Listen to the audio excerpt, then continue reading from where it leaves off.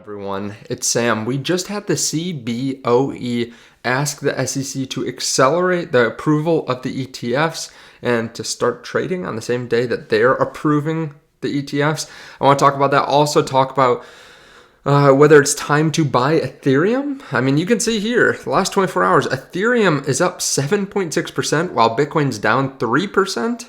I want to talk about that. Also talk about what I said a few weeks ago when everyone was piling into Solana and whether I thought that was a good idea to trade maybe some of your Ethereum to go to Solana. I want to talk to you about how that's worked out. Also, I want to talk about how important these ETFs are and give you some real numbers for what these kinds of inflows could look like and how important this could be over time.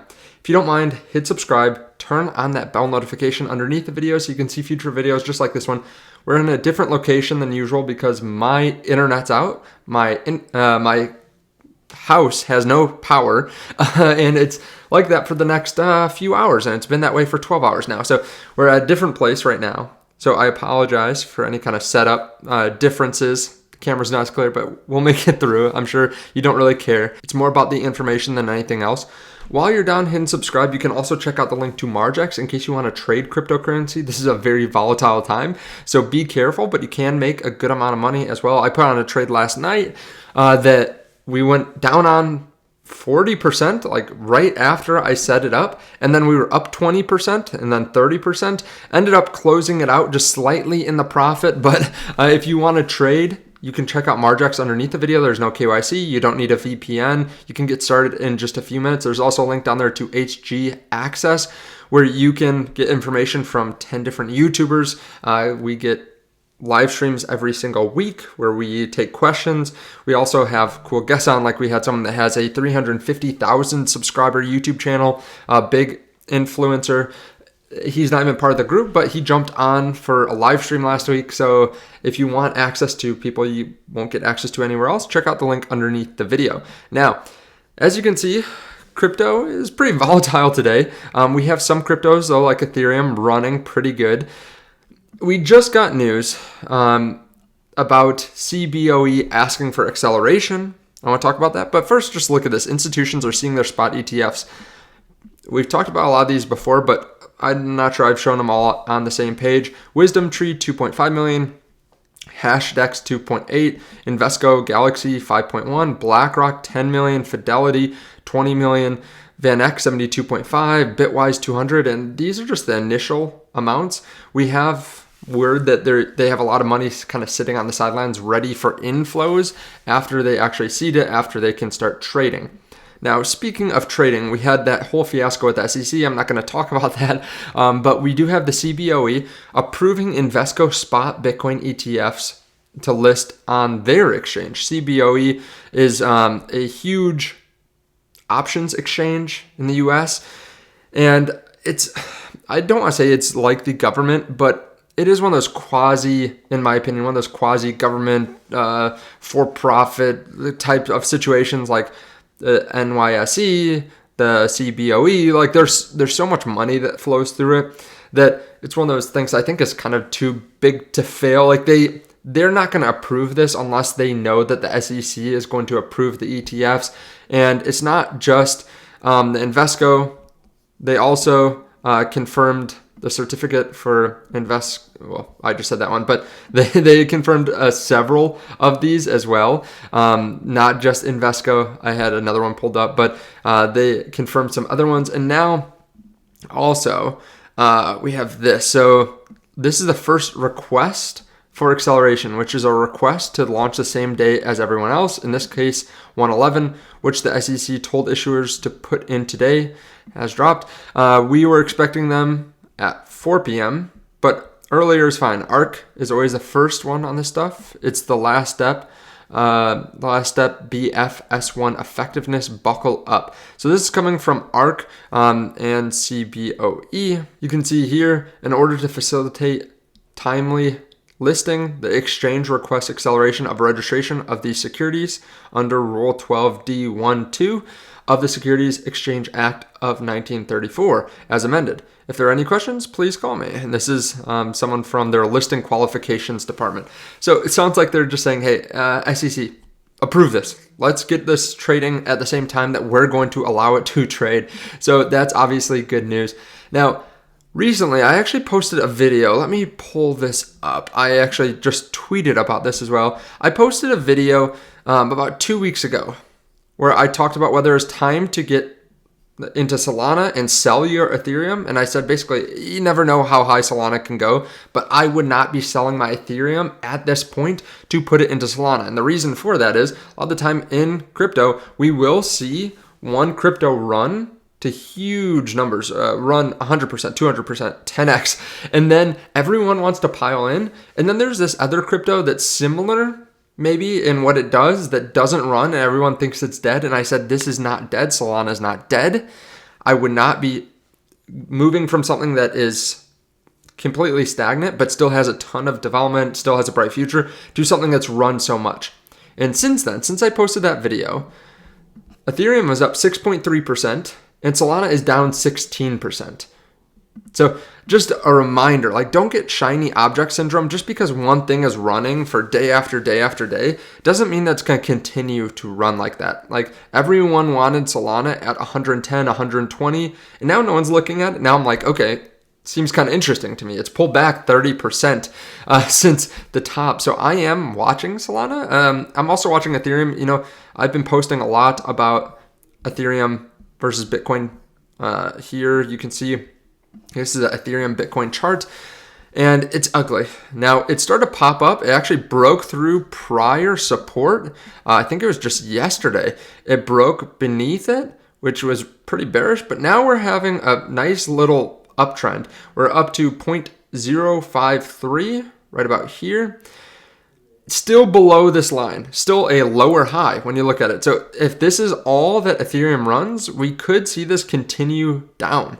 So I'm still watching this. If it breaks out and then maybe retests this line, then moves up again, then I think we're more in an Ethereum season. But at this point, looking at Ethereum versus Bitcoin, we're not necessarily super bullish still. It's just a lower high and a lower low. So I'll continue to watch this. I still think it's bullish overall, though, that Ethereum's moving a little bit. It's bullish for Ethereum, just not necessarily Bitcoin versus Ethereum. Bitcoin, I still think, has a lot of room to run. Now, speaking about room to run, I wanted to show you kind of how some of these inflows might work, how much money might come into Bitcoin. And this does not account for countries buying Bitcoin. This is not accounting for any large institutions or companies, nothing like that. This is just people that are investing into their 401k accounts. I want to look at that because if the SEC approves all these ETFs and then they start trading, most likely there will be companies that put Bitcoin in retirement accounts, that put them in target date funds. And that could have a huge amount of buying pressure over time. I want to show you what that would look like. On average, there are about 60 million Americans that contribute to a 401k. This is from Empower, a large company that plans retirements. Now, the average salary or the average household income is around $75,000 in the US, or the median income. It's hard to know exactly how much people are going to invest. Let's just say that there are 60,000 households that invest $75K.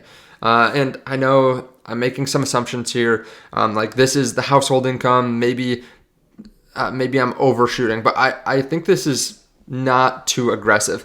The average 401k employee contribution is 7.4%. The average 401k employer contribution is 4.5%. So overall, about 12% of salary is invested into 401ks, the average 401k. So let's break down some of these numbers. 60 million individuals who make $75,000 a year, let's say, and it could be higher because people that invest in 401ks probably make more than the median income, but let's just be careful and say 75,000 times 12%, or 0.12.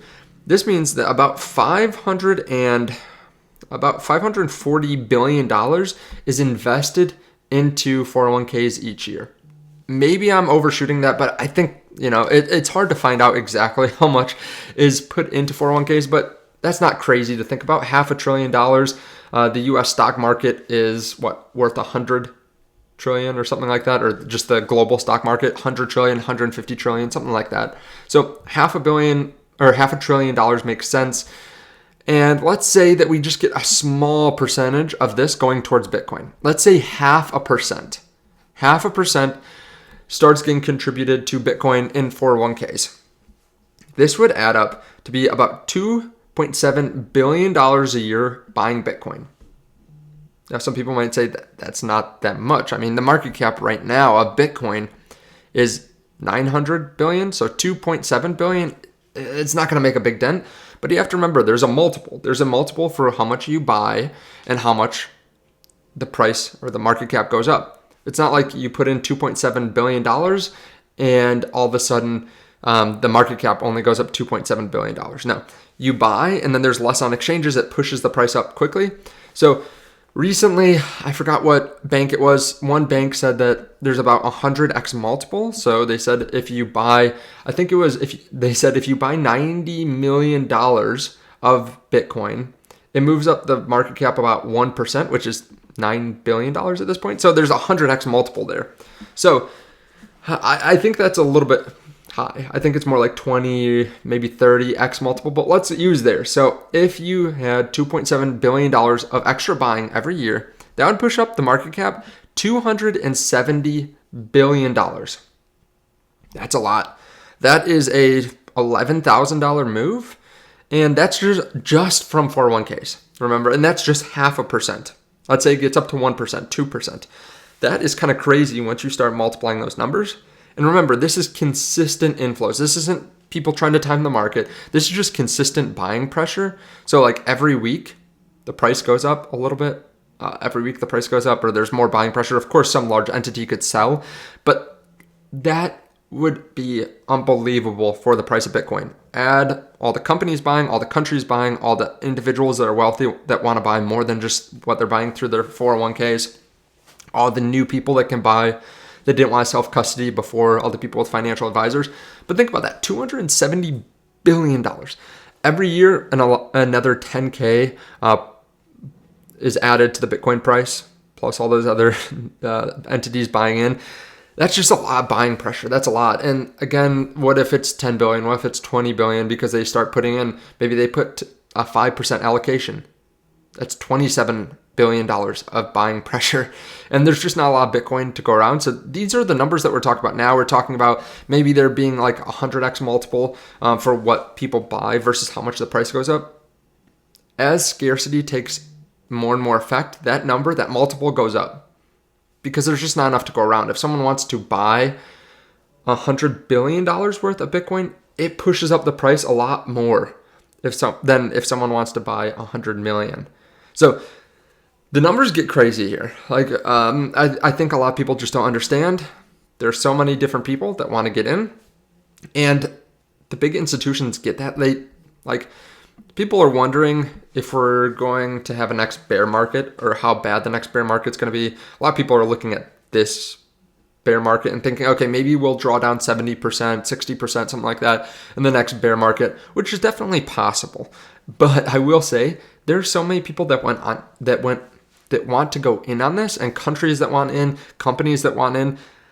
I don't know if we ever see a bear market like we've seen in the past, because if you're a big institution and you have, let's say you have $100 billion of money, or you're a country, a sovereign wealth fund, you have $100 billion that you want to put into Bitcoin, how long do you wait? Like, do you wait for Bitcoin to fall 20%, 30%? Because there are other people that want in on it too. So they're going to go buy. They have so much money to put in. It's not like they can really, even if they wait for the bottom, they can't put it all into the market at one time. It would spike up the price so much, and there just aren't enough Bitcoin. They probably have to slowly gobble them up. So they're not going to wait to buy, in my opinion. They're just going to try to get as much as possible over time. They might make some strategy where they go to an exchange and say, hey, give us all the Bitcoin you have for the next year. Like, however much you can give us, we'll buy. Think about that. So that causes a lot of buying pressure. I don't know if we ever see another 60% drawdown, 70% drawdown. I don't know if we will.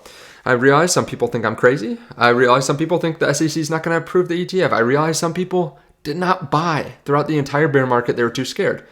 There are always going to be people that hate. There are always going to be people that are more bearish than they should be. But here we are, dollar cost averaging, buying throughout the bear market, and we are laughing now. So congrats to you. Definitely check out the links underneath the video as well. In case you want information you can't get anywhere else, check out HGAaccess. Again, I'm in there. Connor Kenny, Tyler Hill, a bunch of other people are in there that live and breathe crypto every single day. They're posting in there. They're posting alpha. They're telling you about cryptos that they are looking at or buying or have heard news about behind the scenes. There's also a link down there to Margex where you can trade cryptocurrency. I would definitely check this out underneath the video. I might be doing even some more work with them soon. So be on the lookout for that. Thank you so much. I appreciate it. I will see you in the next one. Bye.